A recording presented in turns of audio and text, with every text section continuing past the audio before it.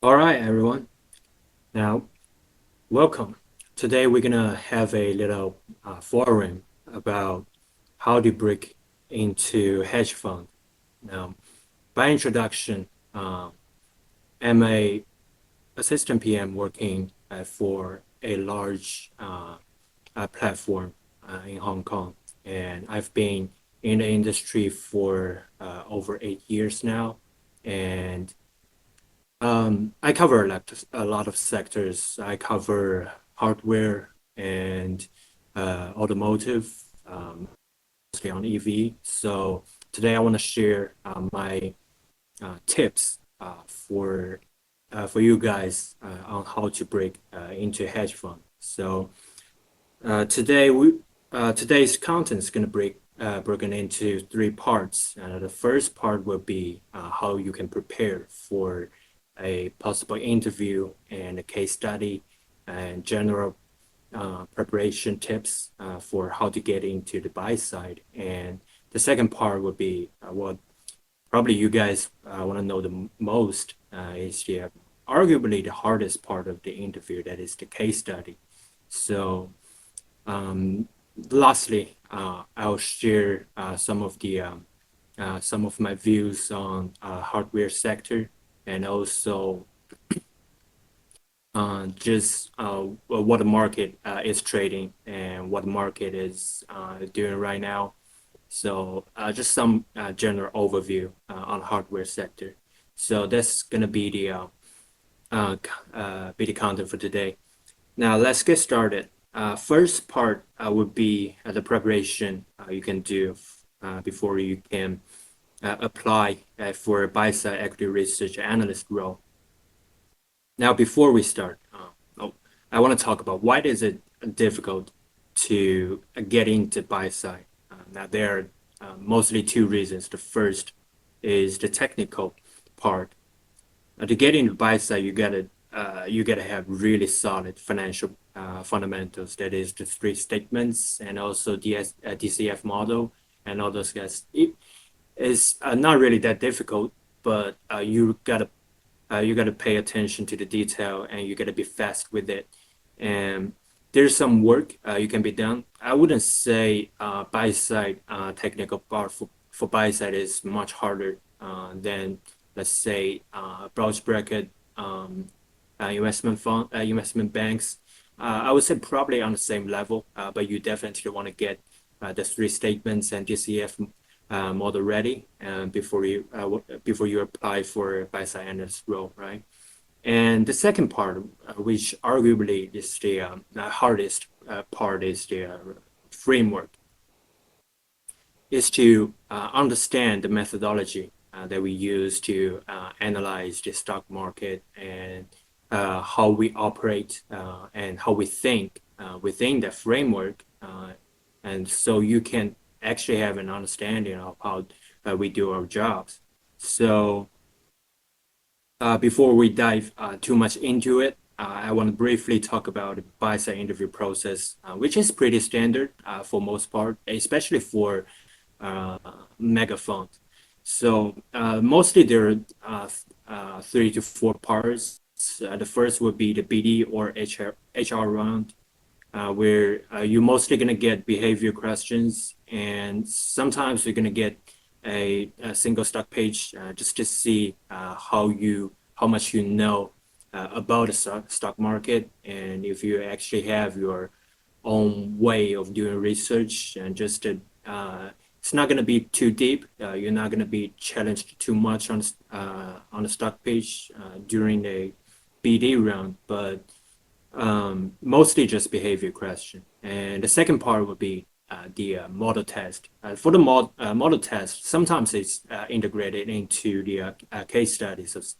It could be optional, but still, the model test will be pretty standard. Is that you're probably given some time to work on this three statements and DCF, and it's pretty standard. And next we'll have a PM round where you're going to talk to a PM.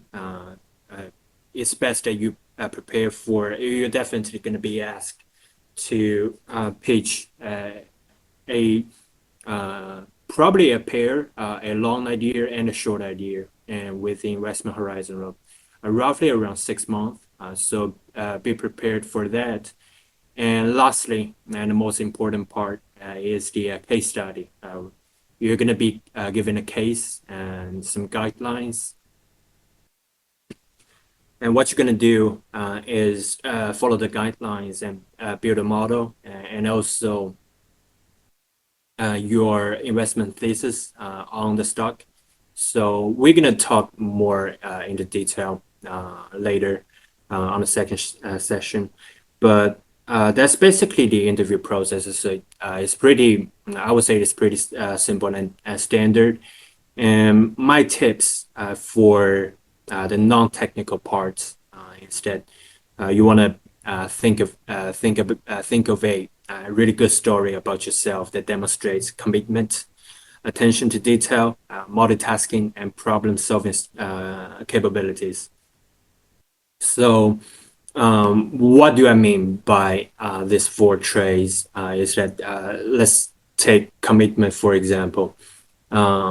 If you're working in buy side, it's going to be really long working hours unless you're in a long only fund. But still, the stock market basically opens probably every day, so you don't really get a lot of off time, especially for your mind. You don't really switch off, even if you're on vacation. So you really got to demonstrate that you have that commitment doing this kind of work and have to work really long hours and stay focused throughout the year, basically throughout your career. So that's the first part about commitment and attention to detail.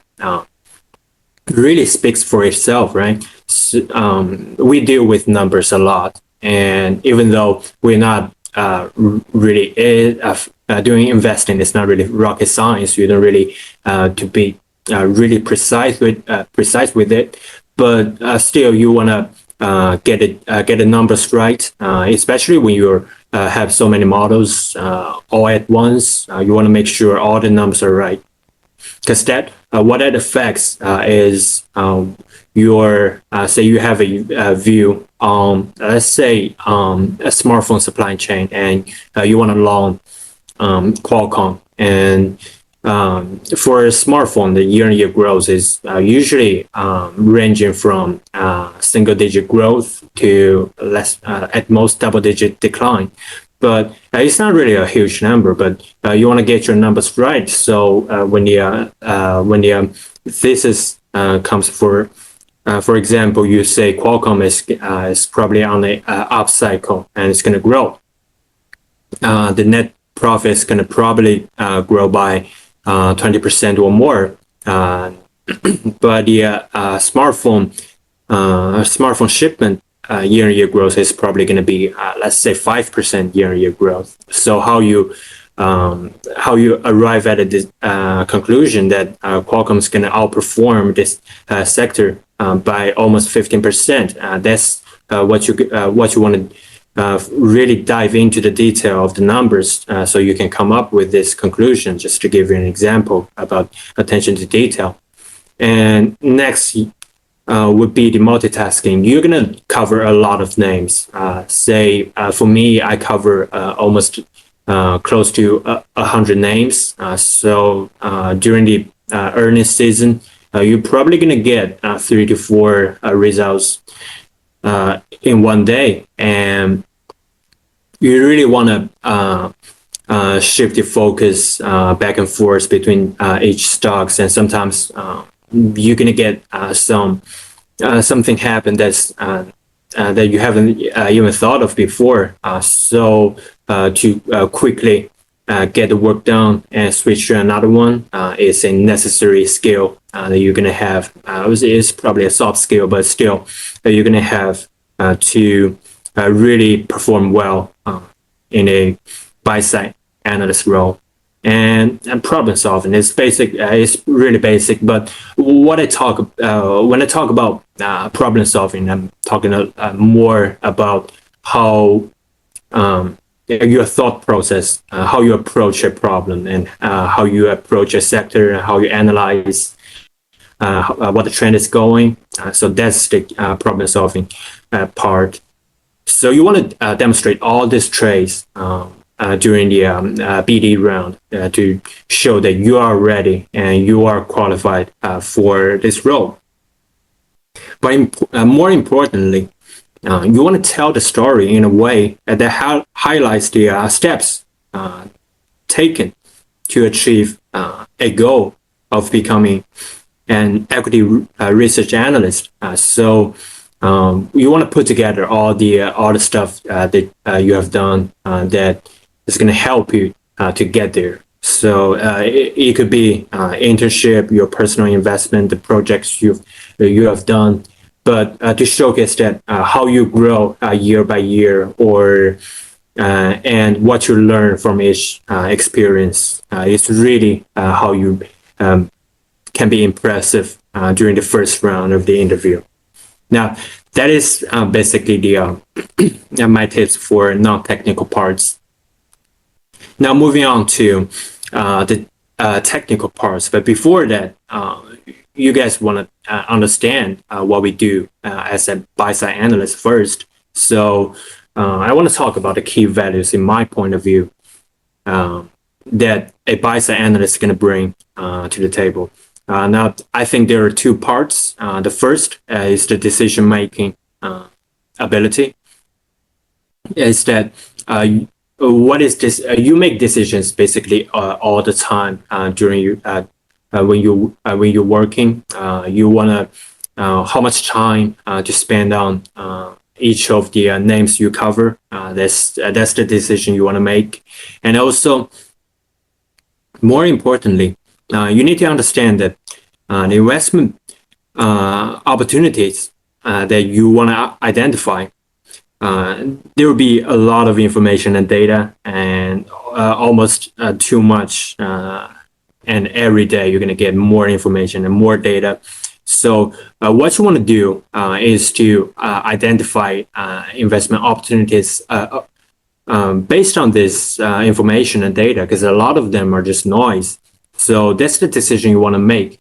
And I always tell my juniors that you don't want to be an industry expert. You don't want to know too much. The goal is to make bets based on all the information and data you have. If there's something you don't know, especially for a tech analyst, right?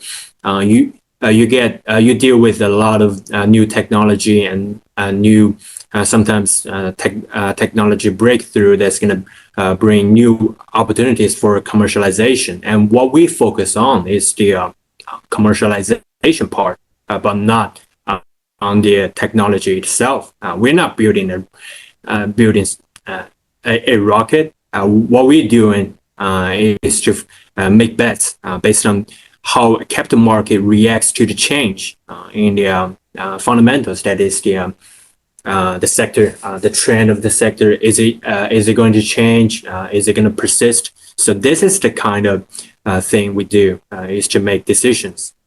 And the second key part, I would say, of a buy-side analyst is the risk-taking, I would say, because nothing is 100% certain in a capital market. You don't know for sure. Let's say NVIDIA, before the earnings, can you be sure that B series is going to B series is not going to be delayed for more than 3 months? You don't know for sure. Even now, you don't know for sure, and that's the risk you gotta take. So, what you really want to do is that you want to understand the risk to the thesis, and you want to navigate through all these risks and make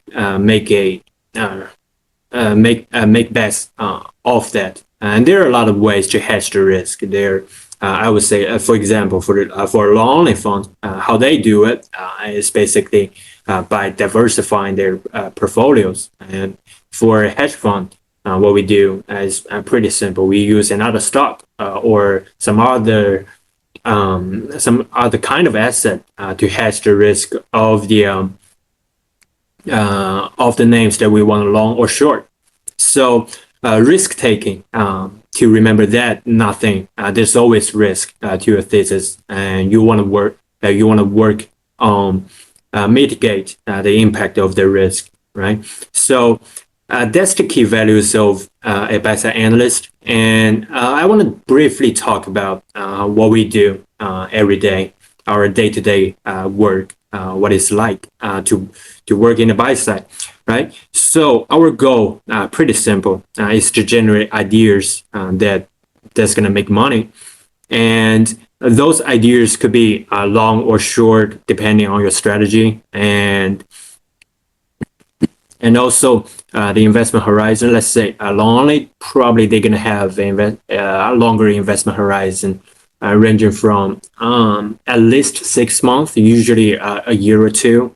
And for hedge fund is a lot shorter. You could do 1 month, you could do 3 months. Usually just around a quarter would be ideal. And that's the goal. We generate ideas that's going to make money. And to do that, we need to know what really moves the stock price. That is the change in market expectations. So what's already happened definitely is already priced in. And what really moves the price is what the market think the future will be, and that is based on the industry trend, a possible inflection point, and market reacts differently to certain events, right? And sometimes the market could be wrong in the short term and correct itself during the long term. So, but it's always about the expectation. Keep that in mind.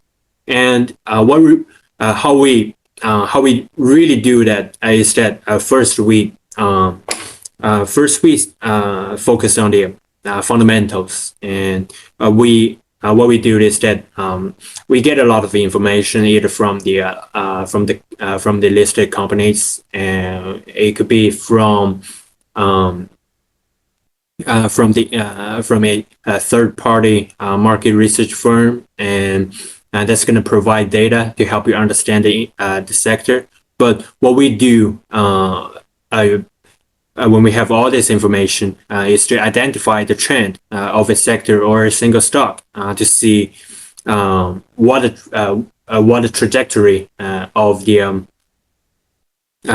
sector will be. And what we're really looking for is the difference versus consensus, and we want to quantify it and to see how much upside or downside is still left for us to invest, right? And that is on the fundamental part. I'm going to talk a little bit more about it. But once we get the fundamentals solid and nice and solid, and we can move on to the valuation part. For valuation, it's more about pricing. So what we do is to have this basically we based on the earnings, and will be given a stock will be given a reasonable multiples. Sometimes we do the valuation method will be DCF, but a lot of times DCF is not really suitable for a lot of sectors or names. For example, like you don't really use DCF for a lot of hardware sector names, mostly because the cyclical nature of the sector, that the cash flow is not stable from year to year. Let's say during an up cycle, a company could be generate a lot of cash, but during the down cycle, it could be losing a lot of cash. So sometimes it's PE multiple would be more suitable, or sometimes PB would be more suitable for as a valuation method. So on valuation, we do it depending on the sector, depending on the company, and that's on the valuation part. And Once we have done the fundamental research, once we've done the valuation, then we can start talk about the trading strategy. So there, I'm not going to talk about quant, but for long only or hedge fund, the difference is mostly on the approach to navigate the risk. So as I talked about before, long only mostly use a diversified portfolio to mitigate the exposure to a certain stock or a certain sector. But for hedge fund, since we're going for absolute return, we do it by pair trading. Basically, it's just a long idea paired with a short idea.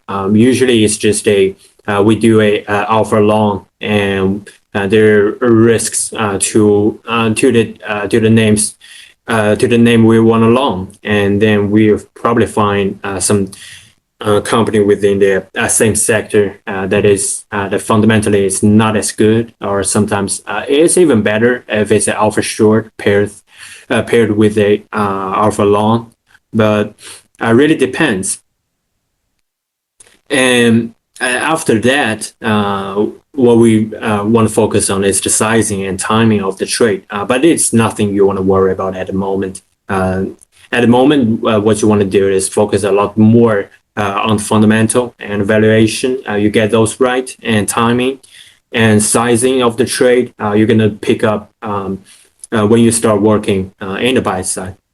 So, so next is about the research framework, which is, I would say, is the part that's going to set you apart, or it's going to be really impressive if you really can understand the research framework of buy side. So even though a lot of analysts have different ways to conduct their research, but in general, or the way I do it is to start from a industry level. Our goal is to identify opportunities from a trend, either persisting, or we can identify an inflection point. So how we do it is that we first want to understand the cycles. In my point of view, there are only two kind of cycles on an industry level. That is the tech cycle and inventory cycle. So for the tech cycle, it's actually tied to the commercialization of a major tech breakthrough, for example, smartphone and AI. And so for AI, especially for smartphone or AI, it's not the tech has always been there. It's probably like 10 years before it's really used in a really commercialized. Let's say a smartphone, the telecommunication technology, 3G was invented back in the 90s or the early 2000s, but the commercialization didn't really start until iPhone 4. So for the tech cycle, it's more about the long cycle, right? So for smartphone cycle, we have we all experienced it. It started by the late of possibly like around 2008, and it persisted for about 10 years. The up cycle around 10 years. So a major tech breakthrough is probably going to last a long time. So it's more like a longer cycle. And when it comes, you're definitely going to notice. So that is for the tech cycle. And for inventory cycle, I would say it's the bread and butter of a hardware analyst, because it's the kind of cycle that you can get opportunities from basically every year. So for an inventory cycle, it's a lot shorter, right? It's typically 3 to 4 years. It's more based on supply and demand. So why is it 3 to 4 years? It's mostly because the demand cycle, for example, for smartphone is close to 4 years, with around 2 years of up cycle and 1 to 2 years of down cycle. So during the inventory cycle, what you want to do is to identify what stage of the cycle we're at right now. For example, for smartphone, right now we're currently in a up cycle that started in the fourth quarter of 2023. And that is my view that the up cycle is going to persist for around 2 years, that it's all the way through 2025. And we're going to have opportunities. So based on this up cycle, we're going to see the smartphone supply chain probably going to have their earnings growing at a faster pace compared to the prior 2 years. So that is an opportunity from a trend persisting. And what we're also looking for is a possible inflection point. So back to the time of the third quarter, or by the end of the third quarter of 2023.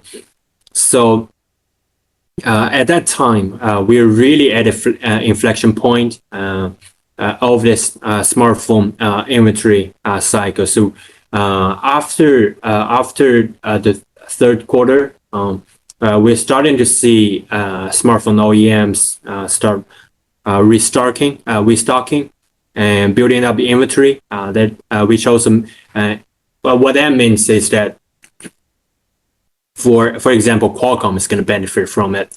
And as a result, Qualcomm grew more than 50% after the 3Q earnings of 2023. So that is an example of an opportunity from an inflection point. So to summarize, on industry level, you really want to focus on 2 cycles and identify opportunities from a trend persisting or inflection point. And that is on the industry level. And then we move on to the company level. And the company level is the goal is to quantify the earnings, right? So how we do it is to understand the product cycle and the competitive landscape. And what we do there, for example, like iPhone 16, I don't really think it's a strong product cycle, but instead iPhone 17 is going to be a much stronger product cycle. And the reason behind it is that iPhone 16, they're not as much hardware upgrade to it, and it's not really technically the first AI iPhone that's gonna launch. But iPhone 17, since Apple is moving more towards the Edge AI, and they're gonna have major spec upgrade, mostly on the SoC, and that's why this, and that's gonna enable the software side of things. That's why I think iPhone 17 is going to be a stronger product cycle. And as a result, given the assumption that iPhone 17 is a stronger product cycle, we're going to have a much bullish view on the shipment of iPhone. And as a result, we're going to be more bullish on the earnings post the iPhone 17 launch. And that's how you come up with the earnings, how you do the earnings forecast. And also don't forget about the competitive landscape. For example, Huawei is making a comeback, and based on that, we're gonna see some pressure for iPhone, especially in China, given the pressure from Huawei, right? So that is more on the top line, on the revenue side of things, and after that you want to move down to the cost. And what's really important is to identify the driver of cost based on the business model and the supply chain. For example, for let's say Qualcomm again, Qualcomm has two segments of their business. The first part is the hardware, where they sell chips. They design chips and sell them to smartphone OEMs. And the second part is the licensing business, where they basically get paid for their patents around telecommunication technology. So it's basically a different kind of business model. So the cost structure for these two segments will be different. For example, for the hardware side, Qualcomm only designs, but the manufacturing part will be done by either Samsung or TSMC. And that's why the cost for the hardware will be a lot higher. So we are seeing around 55% EBIT margin for 55% gross margin for hardware business, right? But licensing is they don't really there's no additional cost for the patents that's already done. As a result, the gross margin for licensing business of Qualcomm is close to 90%, and so you want to identify the driver of the cost based on the business model and also the supply chain, as I mentioned earlier. Say TSMC is going to increase the price of their foundry, and then as a result, the cost for Qualcomm is going to increase. But of course, Qualcomm is probably going to raise the price too, and as a result, smartphone OEMs going to have higher cost. So that's how you do, that's basically how you conduct what you want to do on a company level is really quantify the earnings forecast, and that is the fundamental research part. And once that is done, what you want to do is to compare with the consensus to see what's different between your view and what the market thinks, right? So what you're going to get is usually a consensus number, either from Bloomberg or from if you talk to sales side, they're going to give you sales side consensus and also buy side consensus. But what you really want to analyze is to first understand the assumption behind the numbers, right? Let's say you get a consensus from Bloomberg. You want to for Qualcomm, that is EPS year-on-year growth of about let's say 15%, and your estimation is more than 20%. So you want to identify why is it different, right? And if you really break it down, then you're going to see the market is estimating 15% year-on-year growth of its EPS because they think the smartphone shipment is going to grow by, let's say, 2 to 3%. But your estimate are higher because you believe that smartphone shipment year-on-year growth is probably going to be close to 7%. The difference behind the assumption is what drives different earnings estimates, and that's what you really want to focus on when you talk about the difference versus consensus. And next, we're going to move on to the evaluation. So for valuation, I want to talk a little bit more about this. Now there are two parts. The first, you want to know the valuation method that's most suitable for the stock. I talked about it briefly, talked about it earlier, but for you guys, when you're doing an interview or doing a case study, I would suggest use DCF because it's not really about your opinion, but more about your technical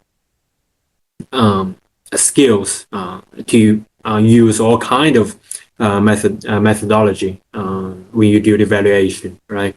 So try to understand cash flow and bear in mind that PE and PB they're also commonly used in real in real life day-to-day work, but prefer to work on your DCF if you're really prepared for a case study. Now, if you really want to understand valuation, you want to look at the historical valuation of the stock. And what you really want to focus on is the catalyst of the valuation change. Let's take NVIDIA, for example. So NVIDIA, mostly we just use PE, right? And based on the up cycle or down cycle of GPUs. But prior to AI, the cycle is more tied to PC shipments cycle, right? But during the after the first quarter of 2003, NVIDIA got actually was re-rated because of AI story was proven to be legit, right? And that is a classic example of a catalyst for a valuation change. So that would be, so all the above would be the research framework that I would suggest you to operate within when you actually get a case study or if you want to do a stock page, right? And before we move on to the case study, I want to talk a little bit about what you can do as a college student, right? So I would suggest you start as early as possible and really get prepared. If you're year one or year two, there are 4 tips I have for you guys. Now, the first tip is to get a good grade. Of course, like high GPA doesn't really guarantee a job, but it surely helps because a lot of people competing for the role will probably have a really high GPAs, right? So that's the first part. Really work on it, and if you have some spare time, I'm sure you do have a lot. You want to focus on the fundamentals, right? When you're starting for the midterm or finals, but in between, spend some time to work on the technical parts. Especially if you can start early, it's going to be really easy for you. So again, back to the 3 statements and DCF, start early, work on it. And also, what you want to do is to develop a market sense, right? And what do I mean by that is you want to focus, you remember all this boring courses about the about business model and stage of growth and all this kind of stuff. Pay attention to it. Really dive into it, especially if you're given a real world case. So really focus on the business model and how it affects the earnings of a company over time. So that is the first part, and also you want to focus on the different stages of the business cycle and how they affects the earnings of the company, and also really if you can focus, try to see how equity market reacts to different events. So that is the second part. And the third tip would be to start to invest in stock market. I have some guidelines for you guys. Is that set your investment horizon to around 3 to 6 months, and focus on having a thesis and test this thesis of yours instead of focus on the returns. So if you're losing money, making money, especially when you're making money, it doesn't matter. It's small money anyway, but it's a good practice to actually get some real experience from real trades. You're gonna put your money into it. That's why you're gonna really feel the pressure, and you can actually get a better sense of the risk that you're gonna have. So 3 to 6 month investment horizon, and have your thesis tested. That is my guidelines for you guys. And the last one, don't waste the summer. Get an internship. Get it. Um, if you can get an internship during the summer and the winter, and if you really want to party, there'll be plenty of time to party. And partying with the finance bros will be the best for you guys. But don't forget to learn something from them, even if you're having fun, right? So that is the tips I have for year one and year two students. And if you're year three or four, it's going to get a little bit more serious now. So what I have three tips for you now. The first is the summer intern. It's the most important internship you're going to have during after year three, or you can say after year two as well. What you want to do is to really put together your best version of CV, really work on your interview skills, and find the best intern you can do, and really focus on that. Treat it as a full-time job, I would say. And the second is start follow the market, start following the market a little bit more closely, and prepare for stock pitches, right? What you want to do is first start thinking about the sector that you might cover or you want to cover, and I would suggest to play to your strength. Let's say you have a lot of interest about the tech sector, and then that's great. If you have some friends, or not really friends, but if the friends of your parents are doing are, let's say, working within certain industries, that's gonna help you. Use it, and really just start thinking about the sector that you want to cover. I would suggest some of the sectors that is really great. Number one is the tech sector. There's always something new. There's always opportunity for growth, and it's always interesting. So tech sector is great, and another one would be um, energy. Energy sector. There's always opportunities there, even though sometimes the cycle could be sometimes longer, but it's also great. But the sector doesn't really matter that much. But if you have your preference, that is time. That is your time to actually think about it and possibly make a decision. So that is the first part, and also about you want to start thinking about the stock pitch you're gonna have, right? I would suggest you have a long and a short idea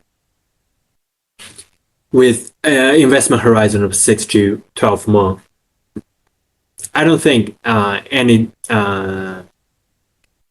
beyond 12 months is actually practical during an interview. You want to 12 months would probably be the target investment horizon of a long only fund. So that gives you a flexibility.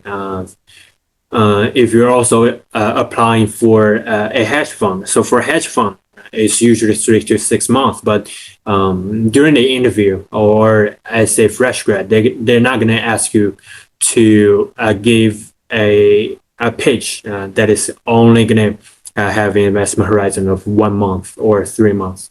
Probably usually 3 to 6 months at least. So the stock pitch, think about it and really put your thoughts into it. And the last part, I would say, is equally important as the first two. That is networking.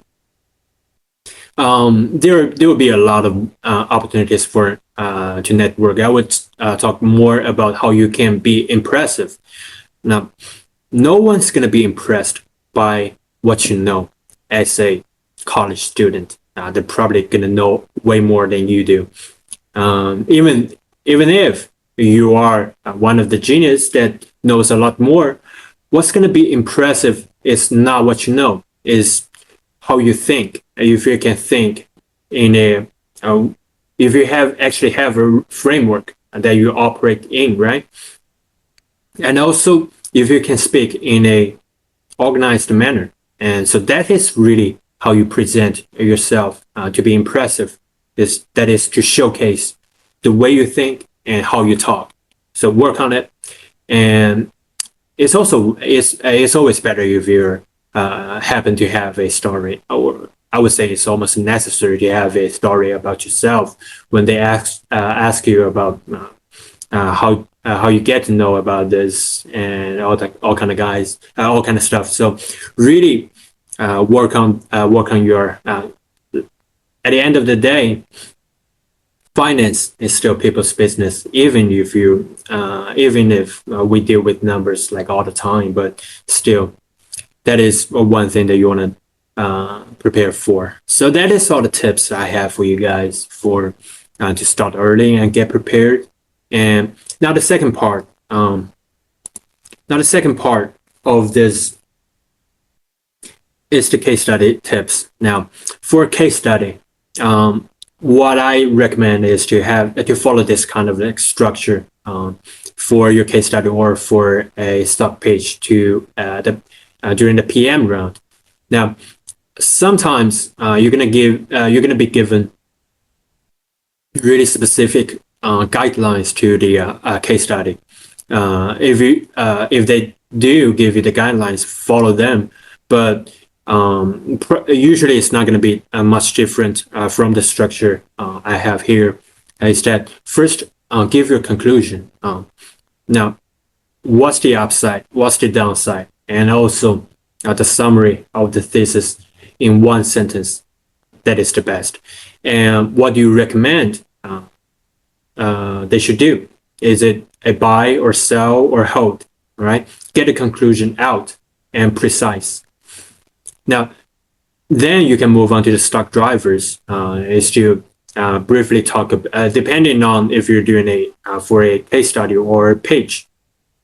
If it's a case study, you can go into more details, relevant details about the revenue breakdown, and for each of the business segment and the driver for all these segments and also the business model for them.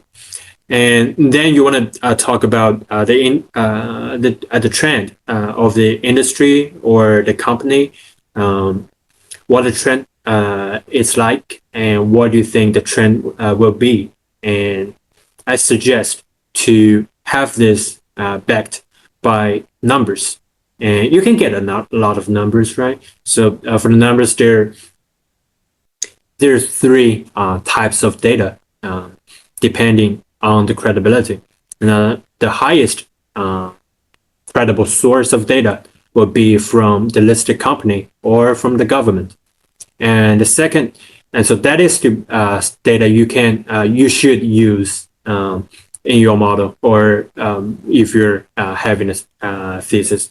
And the second type or second tier of data is from third-party market research firm. So depending how good they are, the market sometimes reacts to it. Let's say IDC, their shipment data for smartphone sector is almost like it's treated almost as facts.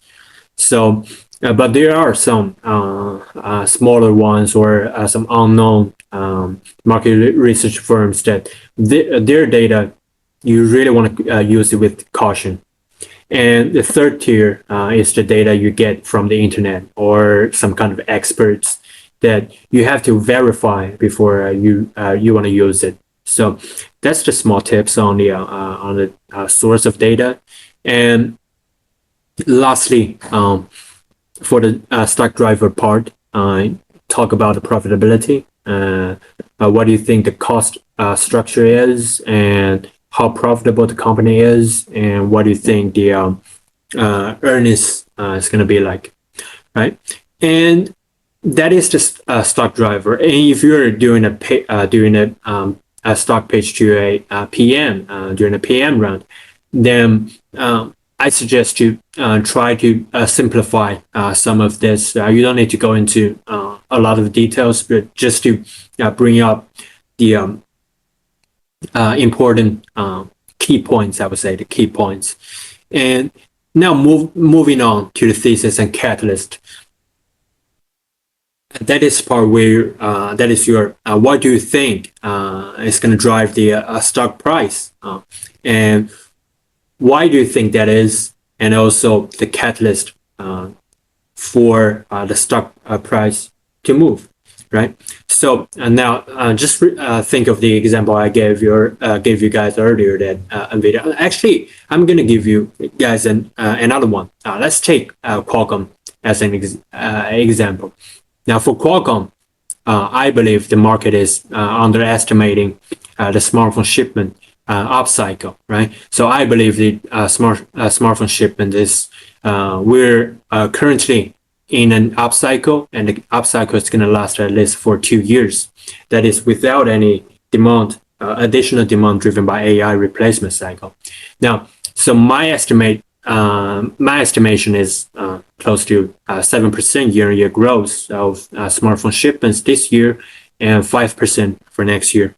And during the upcycle, Qualcomm is going to benefit probably. I wouldn't say the most, but Qualcomm is definitely one of the best names to invest in to ride on this cycle. And I believe the market is underestimating this a little bit, especially post 2Q earnings. That's why the catalyst for this thesis to work is the 3Q earnings that Qualcomm is going to beat and raise. So that is the classic example of a thesis and a catalyst. You guys can try to think a little bit more on this, because this is really the part that the whole case study is all about, right? So all the work you've done, how you analyze the sector, the company, all coming to this part, right?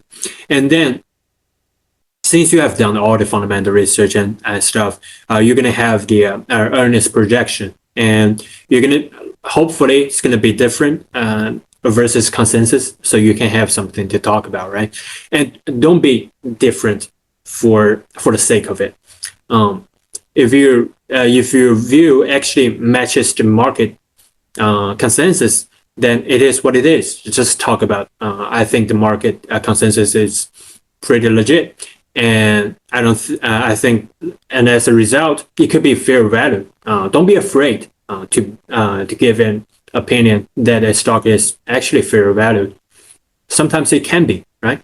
So at least for a period of time, it can be.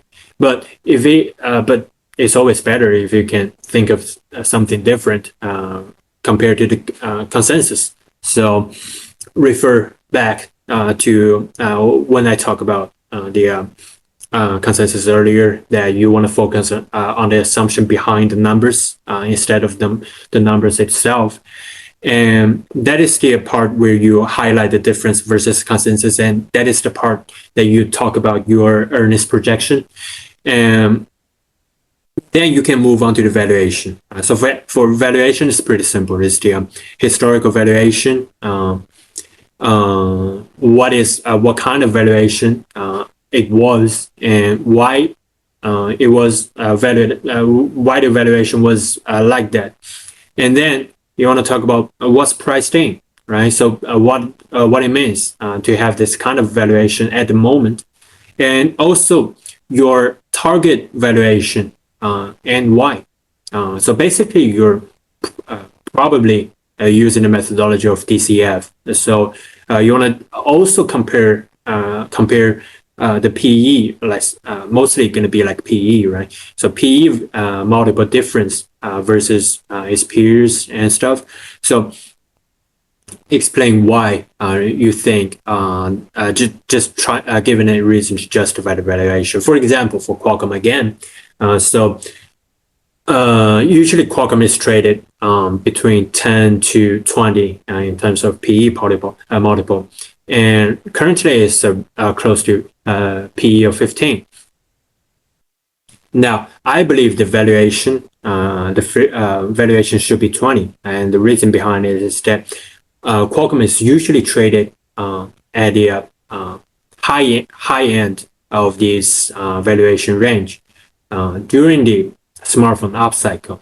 right? So that is backed by different cycle and past cycles, right? So that is how you justify that you are giving a higher valuation to Qualcomm. So that is basically all you gotta do for the valuation part. And then lastly, and which is also important, is the risk. Now remember, risk, don't just give up random risks like the earnings could miss or the market could be volatile. The risk that you're gonna have is usually tied to the thesis you have. Let's say you have the thesis you have is mostly on smartphone shipment or smartphone demand, right? So the first risk would be the smartphone demand is not as strong as you might think, and the second risk is that competitive landscape, right? So it could be that since Huawei is no longer using Qualcomm's chips and Huawei is building up its own capacity of its chips manufacturing. So as a result, the competitive landscape for the whole supply, the whole smartphone could be different. It could be getting worse since there is a new. It's not really a new player, but there's another major player stepping in after being basically a non-existent for the past 2 years, right? So that's the second risk on the competitive side of things, and the third risk will be its own product. Let's say Qualcomm's new chips, Agent 4 chipset.